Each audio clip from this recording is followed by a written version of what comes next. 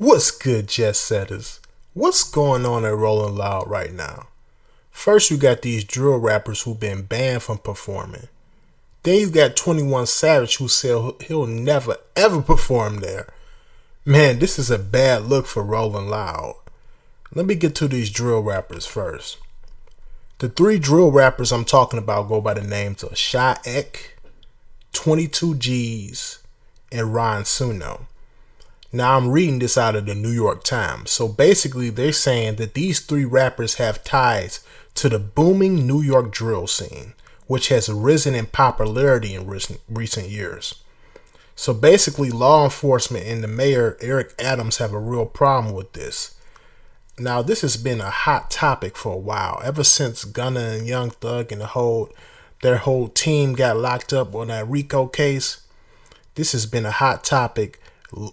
Should lyrics be used in court, or should lyrics be used basically to punish artists?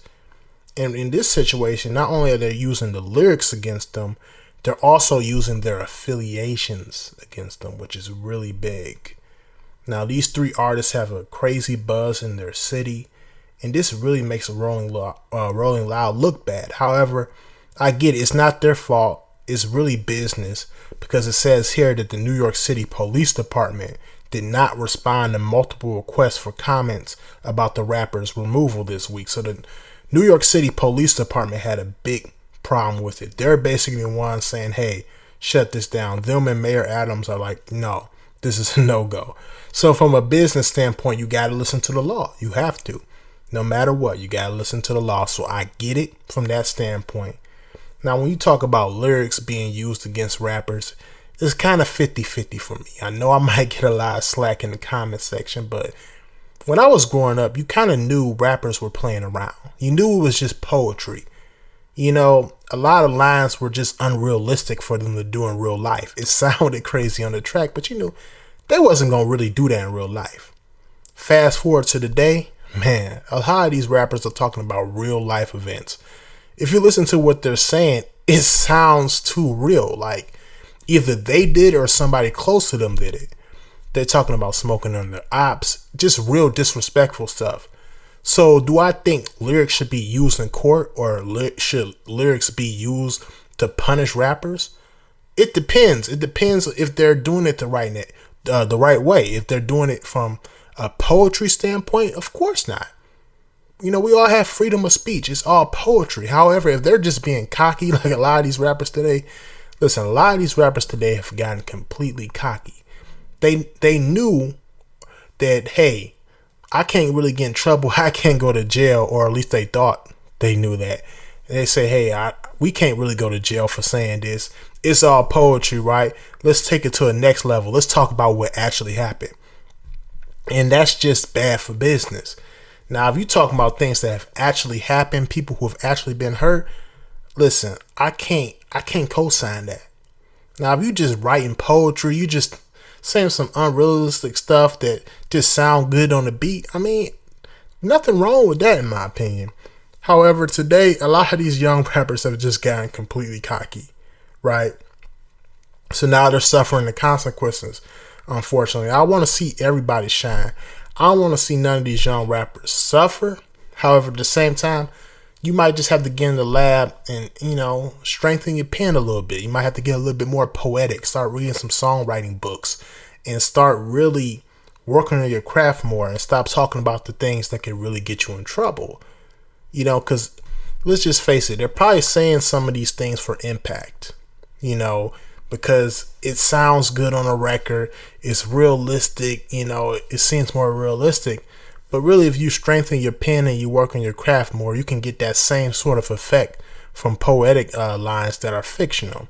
You don't have to talk about real things and real cases going on and getting yourself jammed up, you know.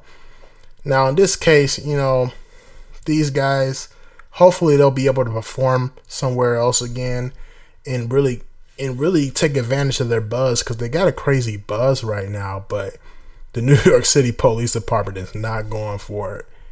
Now, as far as 21 Savage saying he'll never, ever perform at Rolling Loud again, basically they're saying that he has yet to respond. him or his team has yet to respond about why he said that. It says, word on Twitter is that 21 Savage apparently showed up too late to perform and wasn't allowed to get on stage. Ski Mask, Slump God, and Big Sean apparently didn't perform either. Really? So because he was too late to perform, he wasn't allowed to get on stage. Now, I kind of get that for a younger artist, for artists who open it up, an artist who's just getting their stripes in the game. But this is 21 Savage. They mentioned Big Sean as well, and Ski Mask, the Slump Guy. I'm not sure who that is. No disrespect. I'm sure he's super talented as well. But Big Sean and 21 Savage not allowed to perform? Listen, I'm sorry. They got the right to be a little bit late. They've sold enough records to where they can come up a little bit late, and you still allow them to perform.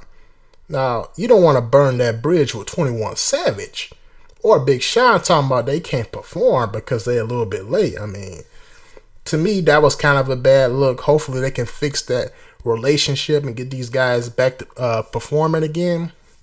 But yeah, y'all tell me what y'all think in the comment section. Y'all think it was okay? It was a good move for them not to let him perform because he was late? Do y'all agree with me? Do y'all think it doesn't matter if he was late? This is 21 Savage. What are you doing? That's bad for business. Y'all let me know what y'all think in the comment section. Seriously, I really want to hear your opinion on this. But yeah, overall though, I wanted to talk about everything that's been going on in the last few weeks and really get your opinion on what's going on. What is going on with these concerts and shows? Seriously, why is everything going left all of a sudden? Why is all this bad business being done? Artists are walking out, health issues and all this stuff. Something's off, and I really want to know your opinion. Tell me your opinion in the comment section. Seriously. This is why I say, man, being independent is good. When you got it on point, being independent is a blessing, seriously, because you can make a lot of money from the crib. You don't even got to go deal with this kind of stuff, this kind of business, being on stage. Don't get me wrong, these artists make a lot of money performing and stuff, but from the music, the record label is making most of the money. This is why I said in the Lil Baby video, from the actual music that they're working hard on, the record label is taking most of the money. So they gotta go on the road and they gotta deal with this kind of stuff. They gotta deal with the random health issues, the bad business. And this is how these artists survive, is by going on the road. So hearing these kind of things, man, I feel bad for these artists. Hopefully they can get it together. Hopefully, if it's a health issue, the record label can kind of, slow it down for them a little bit. Hopefully they can restructure their contracts, get some more publishing, get some more royalties so they don't have to be on the road as much. However, we know that's probably not going to happen, right? But this is why I say being independent, build your leverage up first before you sign a deal. If you want to sign a deal, then you can customize your deal. Then you can get a distribution deal, right? Like I was talking to somebody in the comment section the other day. They say, yo, I'd rather just get a distribution deal. I was like, great point. Get a distribution deal if you can. Like where you customize, you might pay them a service fee to market your music everywhere. But for the most part, you're keeping all the money, right? You don't want a record label taking all your money and now you basically have to be on the road all the time. Of course, you're an artist. You want to perform. You want to make money. You want to go on the road. You want to do shows, of course. However, you don't want to be forced to do so many shows in all these crazy countries and all this stuff. You don't want to deal with all that, right?